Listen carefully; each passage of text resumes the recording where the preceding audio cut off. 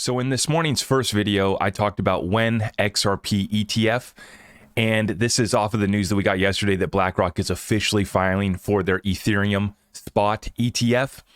And that's all fine and dandy. That's great.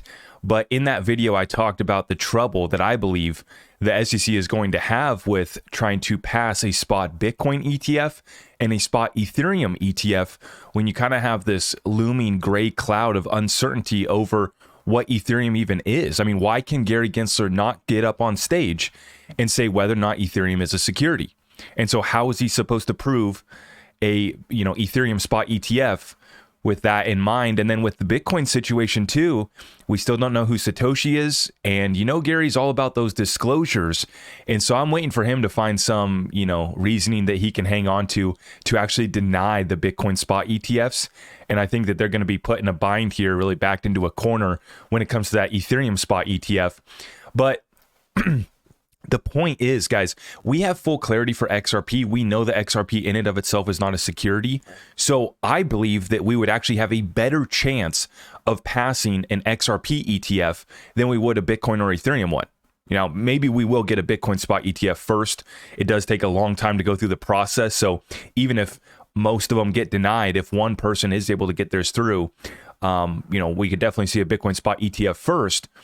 But in this video, I wanted to show you the interview that Brad Garlinghouse just did on CNBC, where he calls out and basically says the SEC has been put in check once again, not just with the 3 victories that Ripple, Brad, and Chris have had over the SEC, but also with the Grayscale victory too. So I'm going to play this clip. This is Brad Garlinghouse. It looks like they did this interview on the stage at Swell with CNBC's Dan Murphy.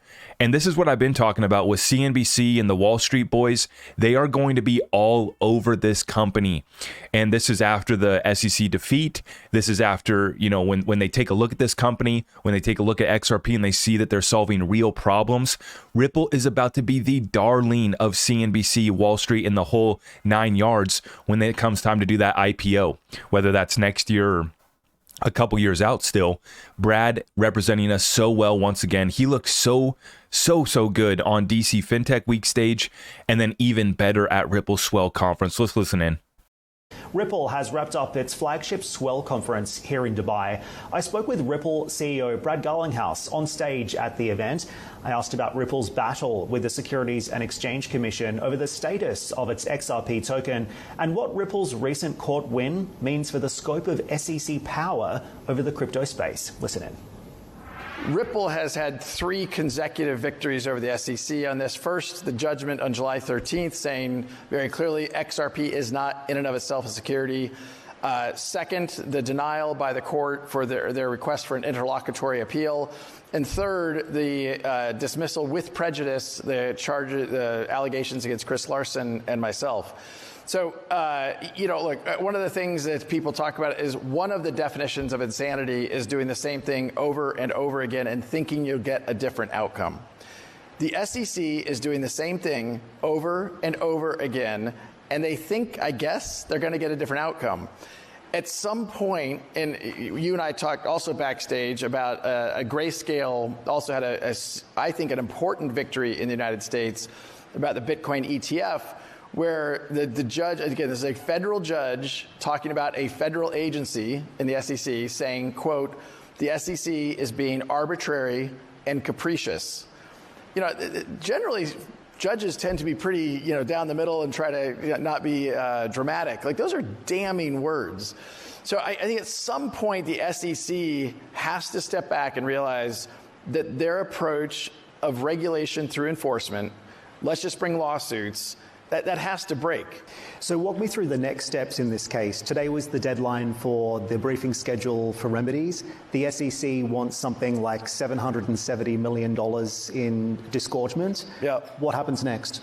Well, I in a session that I did in Washington yesterday, I made the joke around, I'd like to see the Vegas odds on, what could be what's called the remedies from the case. Look, I think the SEC, in my opinion, has lost sight of their mission to protect investors.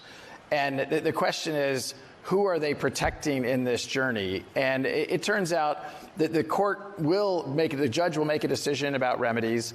We actually welcome that. I think that in this case, you look at what investors were harmed, and you also have to look at the securities laws and understand, are there exemptions for institutional and accredited investors and things like that? But look, I think it is a positive step for the industry, not just for Ripple, not just for Chris and Brad, but for the whole industry, that the SEC has been put in check in the United States.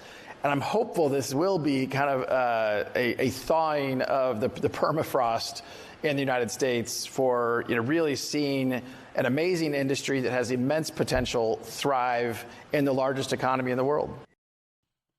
And there we have it from Brad Garlinghouse representing us so well. And he says, the SEC is getting put in check here. And how can we come up with the damages done, the investors that were harmed, when you're talking about a bunch of institutions that got in on XRP super early, and they're probably all in profit? There's been no damages done. They were thrilled and chomping at the bit to get some XRP. And I'm going to show you guys one more tweet here from Brad Garlinghouse real quick. So Brad Garlinghouse wasn't done. This morning it was reported that the SEC has open talks with Grayscale over its bid for a spot Bitcoin ETF per the block. Now, Brad Garlinghouse responds. He says it only took a few years to open talks. When you compare this to how many other countries engage proactively and constructively with the industry, you truly begin to understand how much of a political liability Gensler's SEC has become. And this is something that we've been talking about with these three-letter agencies and the bureaucracy beast, right? Is that so many of these unelected bureaucrats that are making decisions, having huge impacts and causing massive amounts of damages to U.S. investors are completely compromised. And I don't need to go into the details. I'll save that for another session. But if you appreciate the quick update and how well Brad Garlinghouse is representing us, make sure you smash that thumbs up on the way out. Stay subscribed, hit that notification bell, and we got some more content coming for you later today. God bless you all. Thank you so much.